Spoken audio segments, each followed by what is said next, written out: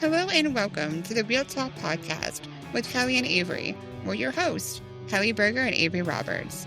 We are two rare ladies living with congenital muscular dystrophy, CMD. The show where we amplify voices, break down barriers, and celebrate the power of disability identity. Whether you're living with a disability, supporting someone who is, or just here to learn, you're in the right place. Where wit, wisdom, and reels are all part of the party. So sit down with us. We're tearing down stereotypes, one reel at a time. It's a front row seat to bold conversations and the thriving disabled lifestyle, and we're ready to get gloriously uncomfortable. Let's get loud, proud, and empowered. Real power, real stories.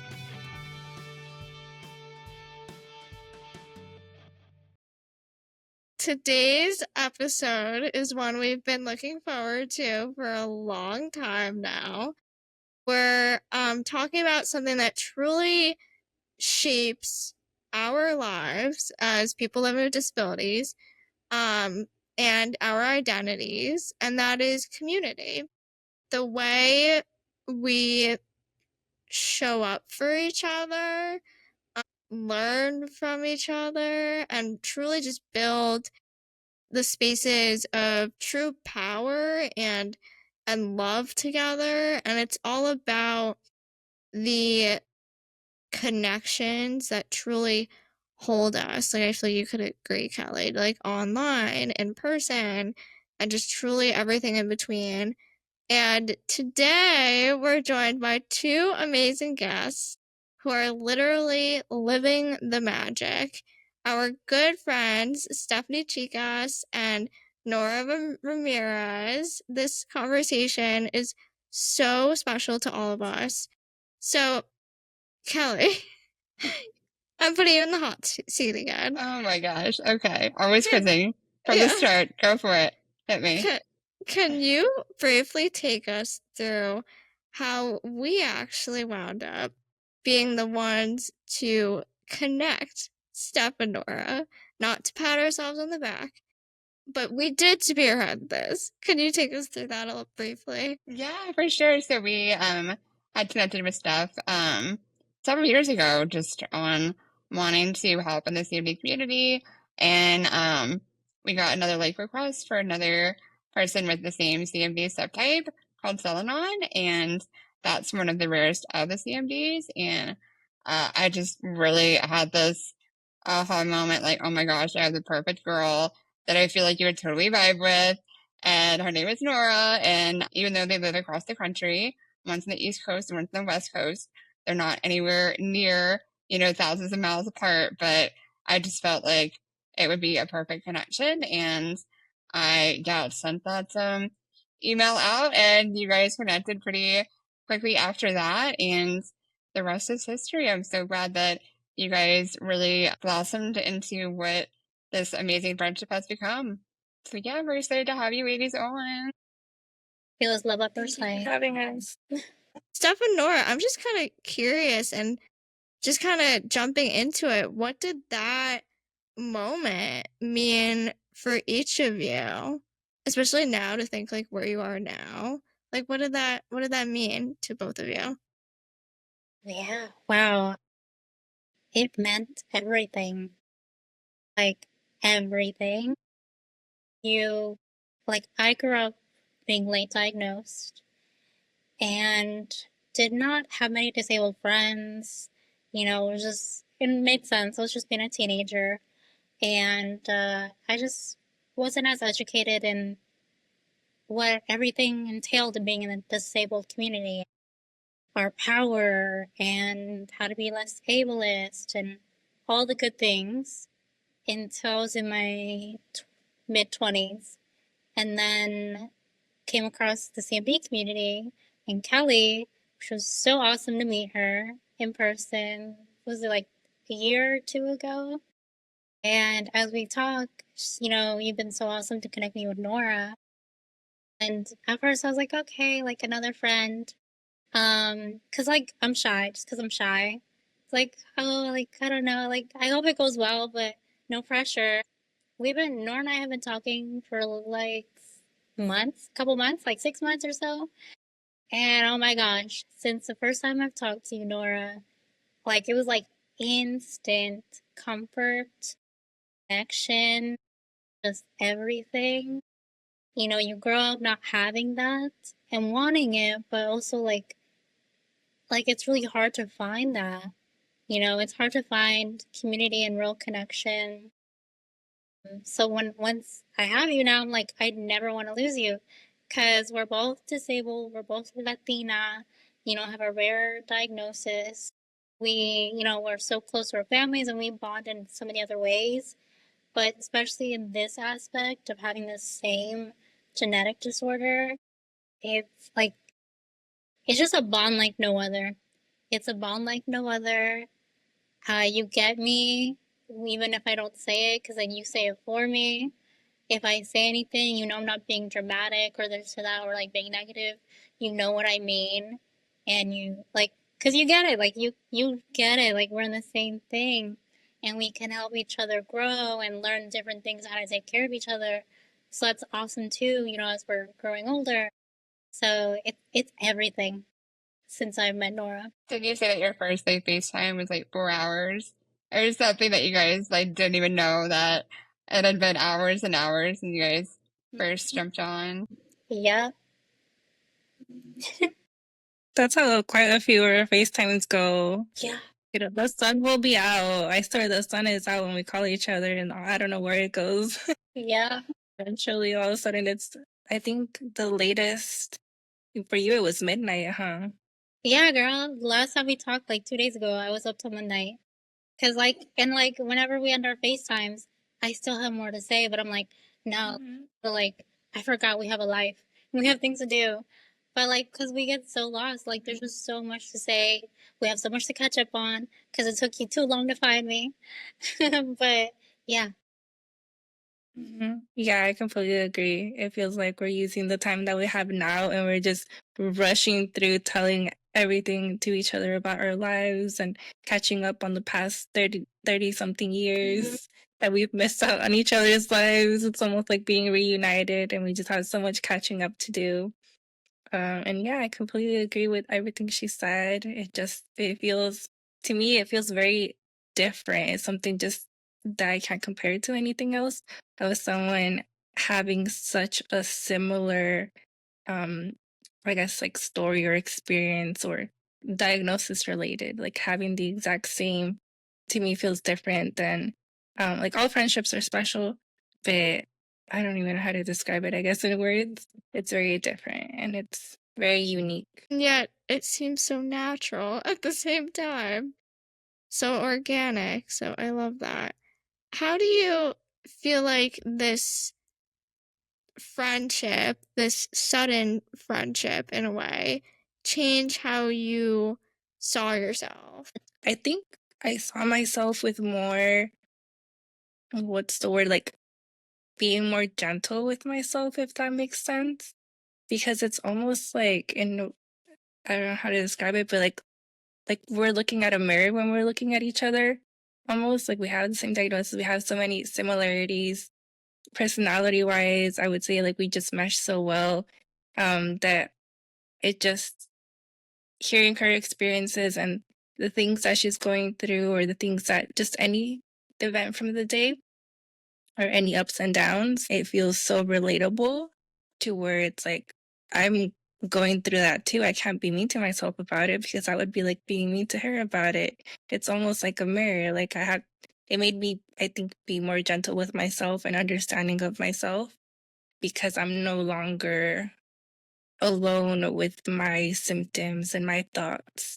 It's like there's someone else that I talk to that has pretty much the same thoughts and sometimes the same symptoms, the same everything. yeah, that's a really good point. I should be kinder to myself because you're right. You're right. Like, because whatever Nora goes through, I'm like, yeah, I've been there too. So like, the empathy is on another level, right? When you have somebody who is going through the same thing you're going through, and you also have the same personality, so you understand how you can be hard on yourself for this or that. So, like, we really get each other. Um, And how I see myself, I feel like it's definitely a feeling of feeling less alone. You know, there are there are some whispers, right, when you're going through chronic pain and the hardest parts of disability that, thoughts in your head come of like, this is hard, and, just being hard on yourself too because of how inaccessible the world is and how people see you and, all the things. And then to know that you have somebody who gets it, who feels the same way, who you can vent to and will listen, not judge, and just because Nora's super understanding and patient, like you have somebody who's really there for you. It helps me feel less alone to have somebody the same thing I do who gets me. And I know that, yeah, I'm not like those moments of like feeling kind of alone just don't come as much because I have Nora. Because I know like I have somebody who really does get it, and I have her to talk to now. You know, it's like of course I knew before that there are other people with my condition. When you actually have somebody to talk to, it does a lot for you. Mm-hmm. It's finding that comfort, right? Mm-hmm. Getting comfortable and those same things that you're both experiencing. Yeah. For sure. Yeah, I I know think you that's talked about perfect. until you both like connected that you haven't really found community before that. Can you take us through some of the things that you maybe tried or where you tried connecting with others in the disability community and like what was that like? What happened with that? And kind of why this one was such a success? Why do you think this one was different? Mm-hmm. Well, I've always wanted somebody has my condition specifically because it's very similar how your childhoods were like and how you felt when you went through, and just like your whole upbringing can be very similar. Yeah, there could be differences in when you went through things, but like you went through the same things, so we understand each other very well. So I definitely wanted somebody with my same condition who I could bond with, but also like when you're also like we're also women, we're also Latina, so like we also get each other on even those levels. So it makes it even much easier to connect so organically because of all those other levels of connection and things. So that's why I made it so easy. I definitely tried like I definitely made friends. Like I have a friend that I had from high school who also has a different neuromuscular condition. And so like I met her through high school, and then I've gone to a couple like support groups. Definitely follow a lot of people on social media because I want to on my social media, activity feed. I want to see disabled people. I want to see my people who go through what I go through. I want to see the same issues and also learn more.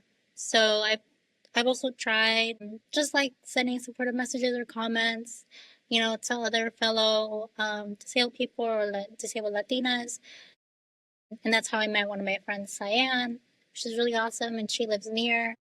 So I've tried social media as well or in person, different types of ways. Because even though I'm shy, I'm like the my determination to have connection is just so deep. I've just always wanted it. I know I need it, and I know that when I have it, I feel much more empowered within myself. To be learning everything and to know that once again I'm not alone. So yeah, those are different ways I've tried, and it just so happens just with Nora is just it, like I said, like when I made the joke, like love at first sight, it's just like when you know. Like when me and Nora just like started talking, it was just like that. It happened, but we definitely tried. Like we put ourselves out there. Kelly, you guys were the way we met, so there was different ways of it happening, and it happened. Nora, one of the things we all have in common is disabled sisterhood. Those deep, powerful bonds between disabled women. So how do you feel like that has shaped your experience of community? And I feel like it's so real and it feels so different than a generic like community support. So like I feel like there's a specific magic in those sisterhood spaces, right? Mm-hmm. Definitely, I agree. I think everything that we can relate on is one extra add-on that makes this just the special and beautiful friendship that I see it as. Like having the same diagnosis is like the base where it started. And then having similar interests, like we just discovered we both like graphic design, and then having that we're both females and we're both Latinas, all of that contributes to, I feel like, a perfect foundation, and it just builds up onto it. But yeah, definitely there are, aside from having the same diagnosis, there are things that are specific to us being women, like disabled women in this society, in this world, that it's difficult to, I feel like, express, or for people that are not like males to understand. So it feels good and comforting to be understood in that level as well, that I could say something and she'll understand it, and she could say something and I'll understand it, that it's only girls would get it, only women would get it. And then also, in general, and I guess it's stereotyping a little bit in general, women tend to be more comforting and more appropriate with their words, and loving and affectionate, and all, it seems like, in the right amounts. And it's a different type of support, and she's very encouraging, very girl power, woman power, and supportive. So I love all those things, and I think it's just special and unique, having that with a person. Yeah, for sure. Completely agree. And can you both share a moment when that sisterhood showed up for you? If you can think of one. In every call. In every call we make.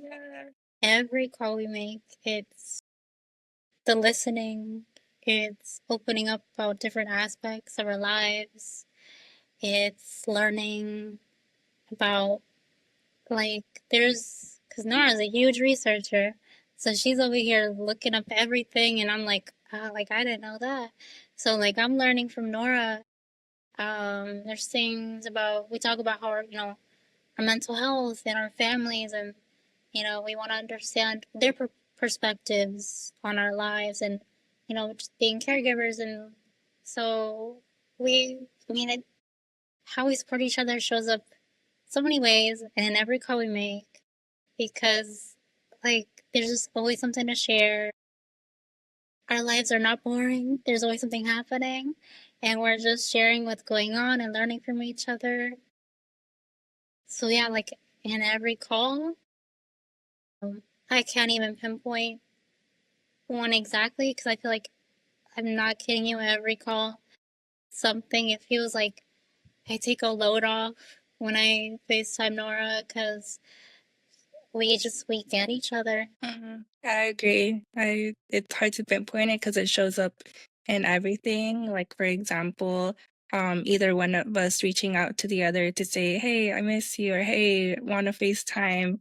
That's showing up. That's being like, "Oh yeah," and being so accommodating to each other's schedules and feelings and symptoms. Sometimes we'll say we'll call at a certain day and time, but our bodies said no thank you that day. Being understanding, like having someone that gets it and is understanding, and being able to offer that in return, is another way to me that we show up for each other, and sisterhood showing up. And also in just the advice that we give each other, she gives really great advice. I know that I can just tell her everything and anything and be vulnerable. That is also something very difficult for me to do, to be vulnerable with people. Like, I've been in the community for many, many years, and I've always shown up as a helper. Um, and it makes me feel safe to be in it and help, but never be vulnerable, never talk about myself, never share my story. But as a result, I never form big, true, meaningful connections because it's almost like I'm guarded. So being able to do that here, with you girls and with Stephanie, and it's that's also how it shows up for me, making me have that comfortable space to where I can be vulnerable. Oh, thanks for trusting me. It's a safe space for sure.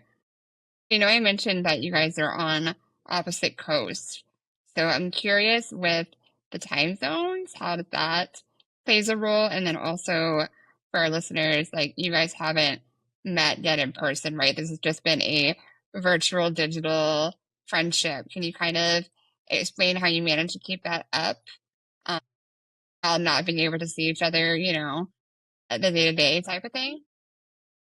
Yeah, I would say time zones is tricky. I'm trying to like do the math. I was like, okay, here it's this time, there it's that time. I'm a night owl. I have difficulties sleeping a lot of the times, symptoms and thoughts or whatever the reason is. But for me, 9 o'clock or 10 o'clock at night, for her, it's going to be like 12 or 1 in the morning or 2 in the morning. So it is that trying to find that balance of remembering that we're on different times and also maybe like our replies taking a while because of that, because of the times and then just life. But it feels good that we're just understanding of that and we get it. It's not something we've ever talked about. Like we don't talk about it. But it just I think naturally makes sense to us. And we just let it be. And yeah, just texting, FaceTiming is how we keep up with each other's lives, and social media. We use Instagram a lot, catching up on each other's stories, videos, and whenever each one of us has something exciting planned or just wants to share, we share um, without being asked. So it's, yeah, like it just makes it feel comfortable to share and to learn more about each other. And yeah. Yeah. And there are so many ways to communicate. Like there's texting for sure, and we can send each other paragraphs of things, or we could randomly be like, "Hey, I'm here," or "I did this," or "I did that," or whatever, or update what we're doing tomorrow or the morning, or just anything. And then like there's social media. Like if any of us is too tired because we have the understanding of each other's bodies, we could just send each other reels, or we could, if we didn't have time to respond to everything in a text, we could just be like setting up a FaceTime so we could respond to everything in our FaceTime. There's so many different ways to communicate. It doesn't always have to be like texting every day. You text when you can, because that's also the beautiful thing about, having somebody who gets you, is that you know what our bodies go through. So you understand completely and you do not take it personal at all if your friend can't text you back in days or even a week, because you know what they're going through. But you also have them on your mind, so you'll still make all the effort you want to reach out with the different ways you can, whether it's texting, calling, or sending videos, on Instagram. You don't take it personal because you understand each other and you know for sure what each other go through. And yeah, you just have a lot of patience because of that understanding and that bond. So it really has not been difficult at all. It's just a matter of making the time, having patience with each other, which comes natural. Yeah, and you just make it work. I totally agree with that. I feel like a very big part of it also, because of the distance, is not assuming negatively. Because I think that with distance, that's so easy to do. Sometimes I won't reply, but I'll be posting on my social media stories. And if it was anyone else, I'd be so worried about them thinking that I'm purposely trying to ignore them or that I don't want to be their friend anymore, like just anything negative. But I don't. I feel so completely like my body feels safe in the fact that she won't think that of me and I don't think that of her, because it's such like our disability takes such a mental toll on us. Sometimes we, or I don't know if you feel the same, but I feel like I don't have enough brain power to even type out a sentence. But I do have enough brain power to do mindless things like post a picture. So she's very patient And without even talking about it, without even me having to justify myself, she just waits for me and then I wait for her. So it's mutual waiting. So true and so beautifully said. Let's talk about digital spaces while we're kind of on the topic. How have platforms like social media helped you build and sustain community? Like, Steph, you mentioned that you want your Instagram feed to be all people who live with disabilities and who are in our community. Can you talk on that a little bit more? And just how has that played a role in your journey as well? Like, let's be frank, like I'm like passing, like people will look at me and not think I'm disabled because I don't fit their stereotype.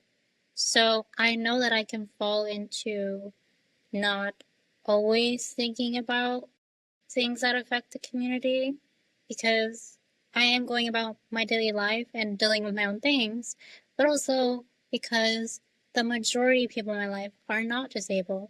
So to make this effort of following so many disabled content creators and people, it helps me stay in tune and also keeps me from feeling alone once again because I know these are my people, like they get it, and things that affect them, if they don't affect me right now, they're going to affect me one day.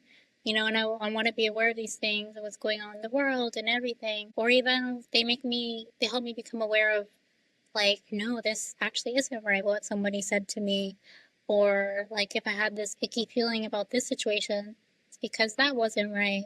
So they help me so much to become aware of things. And you feel even more empowered because we're a badass community. Like, oh my gosh, our power, our drive, we're so resourceful. There's just so many good things about us, and I see that in all these people. And then I remind myself, like, no, like, I do have all these good things, and like, my self esteem goes up, my confidence, of seeing all these people, what they do, and their authenticity, because we're very authentic too.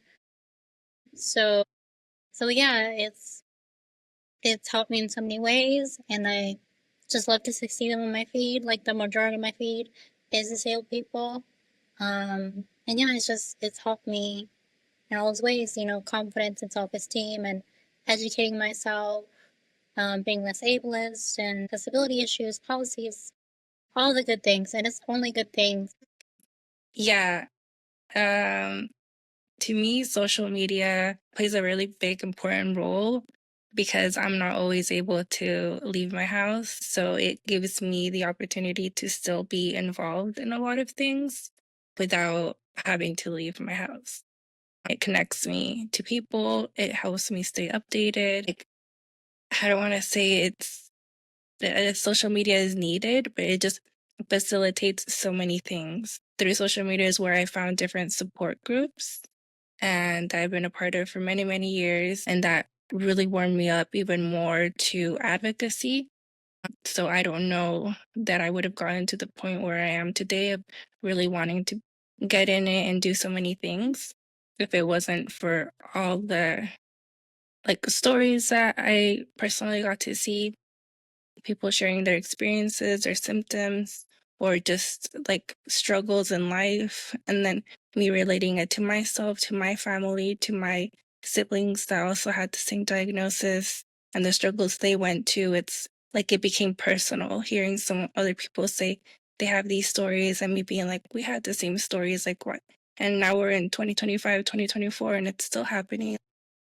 So it definitely gave me the push and the motivation, and it makes it more accessible. I don't have to be always out and about.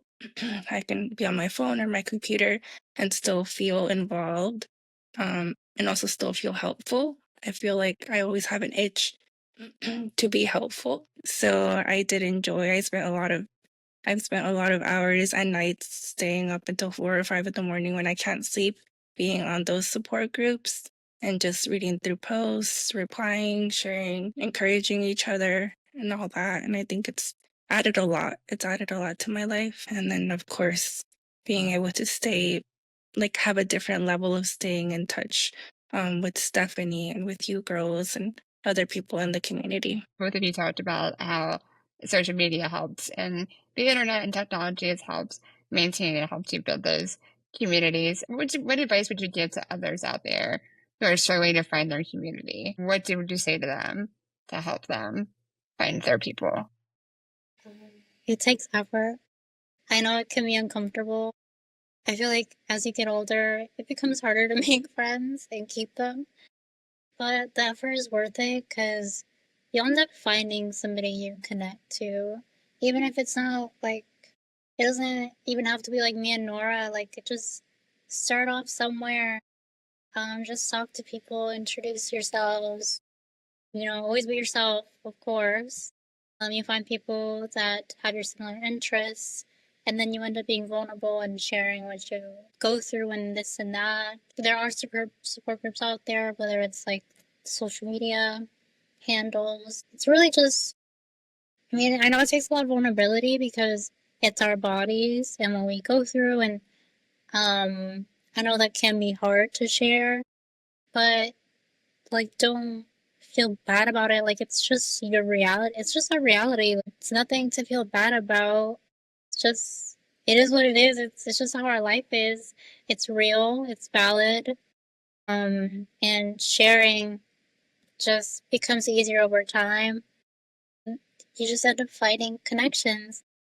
We're not 30, you know, like, I've been trying to make friends with people in my own ways, you know, in the community.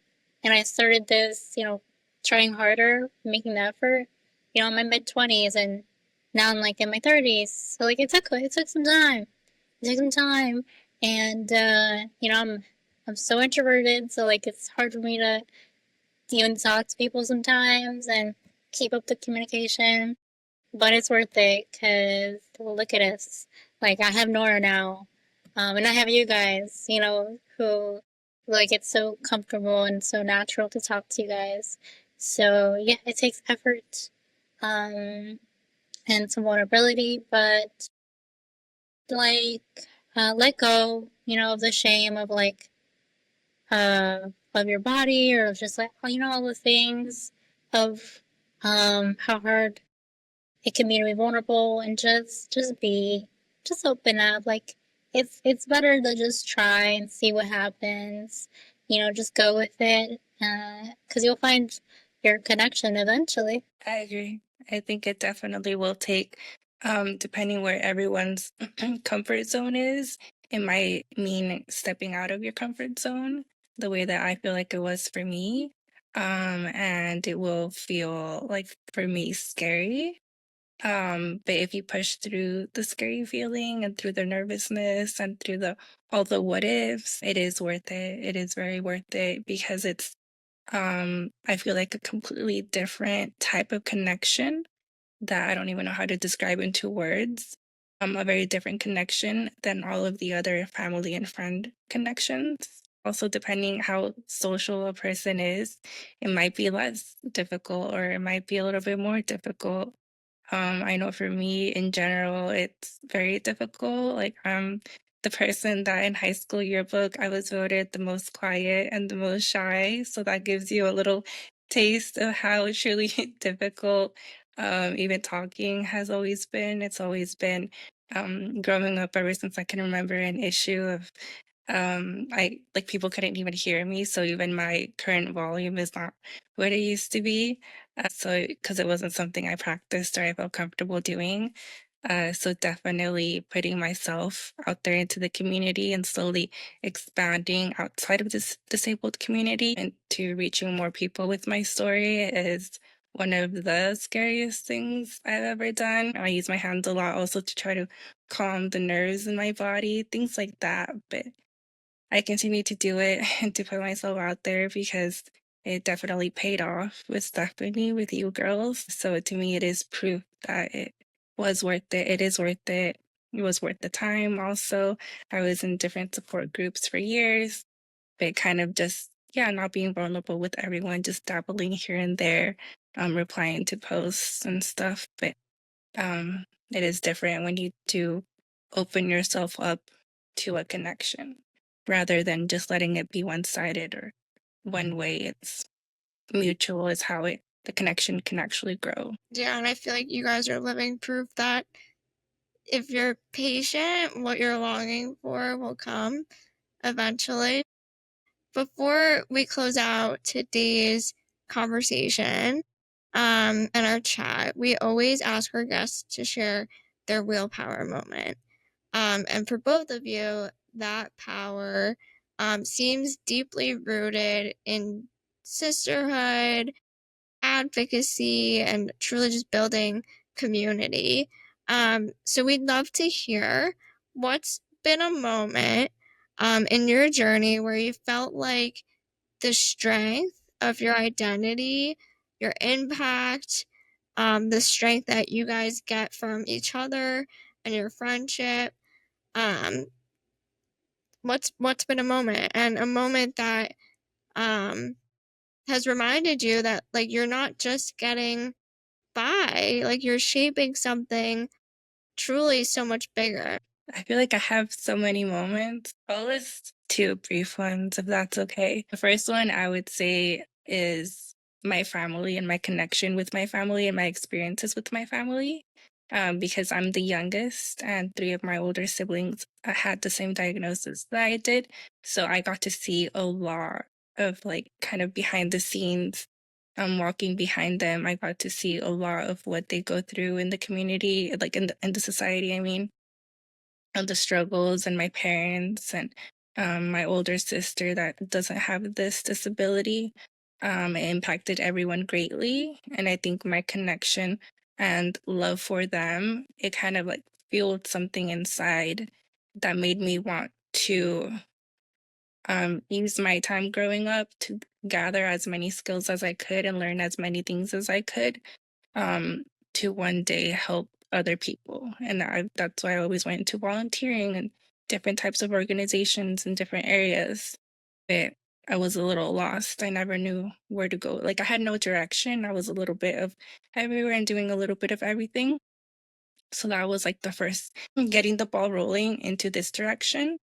And then the event that solidified it and gave me more um, purpose to a specific direction, which is in specifically advocacy in the disabled community, is when I did the On the Hill event at MDA and just being reunited with everyone, seeing everyone, the speeches, Steve Wade's speech, and seeing all the like the power in everyone's connection and everyone just being there. Like we're all have different struggles, we're all feeling different symptoms right now, we're all like just having different things going on in our mind and our lives, but we're here.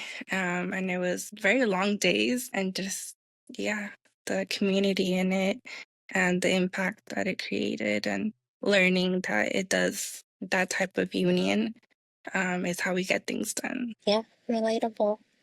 Um, for when I think about events, like a moment of power, I want to throw it back to when I was in high school, actually. In high school, I did a project with a friend who wanted to make a documentary. Shy me, who didn't talk about my disability at all to people. Things happened, you know, when I was in school, and I would like leave school for hospitalizations and this and that. And people would spread their little rumors about what I went through, but I just never addressed things, you know, which is my right because I don't have to talk about these things. People don't want to. But anyways, like, so he made a documentary, and I had the idea of like, you know what, like, let's share my story. And that's what I did in high school. Like, with his help and my family's help, because of sharing their side of what I went through, we released a short documentary about my life to my high school. Like, and you know, high school's brutal. Like, kids are judgy, they talk this and that. It's high school. But in high school, that's what I released, you know, my senior year, which was perfect because I didn't have to see them after. But it was such a powerful moment, super nerve wracking to release that, to share that, to be vulnerable for the first time with all these kids as well. And also to open up, that space to share my side and share with my family about how I felt.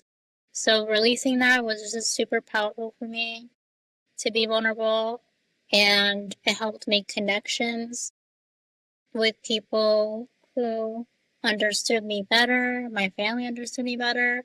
Like, that was a huge step to where I am now, like meeting you guys. So thankful for that friend and the people that supported me, because yeah, it was really hard to do, but it led the way for sure to this moment of us meeting, because I was more vulnerable, more open, more authentic, more confident, and all the good things, and seeking community. Like, because after that, even after high school, I started going to the support groups in person, and like the support groups online. It helped a lot to just be myself, own my life, because while others can see our lives as like, oh, pity and like sympathy, we don't need that. We don't want that. We don't need that. It's just our lives. It's how we live. It's just, you all have your own shit too to deal with. So you guys have your own stuff to deal with, and this is just our stuff to deal with.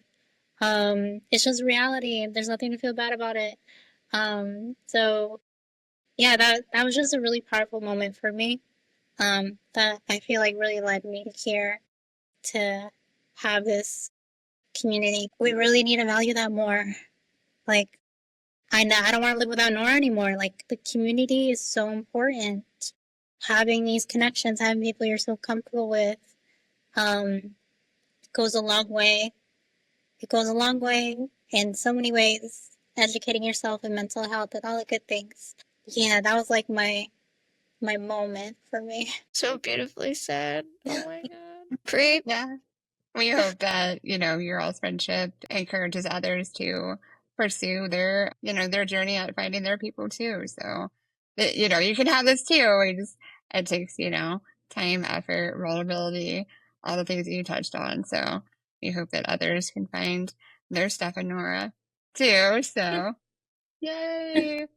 Well, thank you, friends, for coming on. Yeah. We love to hear more about your story. I appreciate you guys so much. So thank you. Same. Thank you so much for having us. Yeah, I feel like if our listeners are looking for community, like, start where you are. Like, join an online group, attend a virtual event, stay up till 4 a.m. like Nora was talking about, like sifting through all the Facebook groups and stuff. Even DM someone whose story like really resonates with you. Like, I think this is proof that one connection can lead to a whole world. So thank you both so much for being here. We love you guys and truly are so grateful you're building community with us. Yeah, thank you. I mean, I'll get to see you guys soon, and then me and Nora will finally meet in person this year. Yeah, I mean, and it's all thanks to you guys. So thank you. Yes, definitely. Thank you for our friendship, our connection, and also for having us here as guests for this conversation. This whole conversation has been amazing. Been a long time coming. Thank you so much for tuning in to this inclusive space where disability radiates and every listen helps amplify disabled voices that deserve to be heard. We're so grateful you're on this journey with us. We share real stories, honest conversations, and expert insights that challenge misconceptions. Because disability doesn't define us, it's just a different way of experiencing the world. Your support keeps this beautifully disabled, slightly chaotic show rolling. You are truly the real MVPs. We have power, real stories.